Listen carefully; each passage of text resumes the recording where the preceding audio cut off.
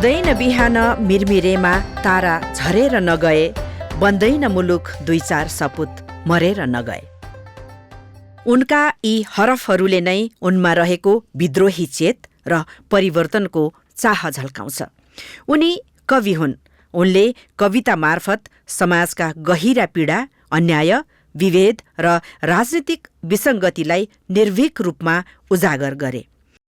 सरल तर तीखो भाषा शैलीमा लेखिएका उनका कविताले आम जनताको मन छुने मात्र होइन, मथिङ्गल घुमाउन बाध्य पार्ने शक्ति राख्छन्।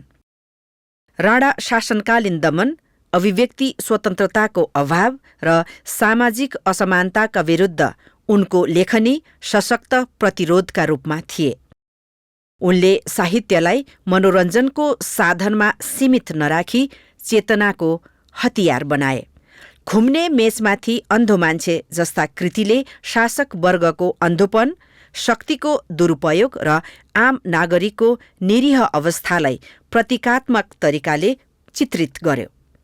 यो कृति उनको सबैभन्दा लोकप्रिय मात्र भएन, यसले नेपाली गद्य कवितालाई नयाँ उचाइ र दिशातर्फ डोर्यायो।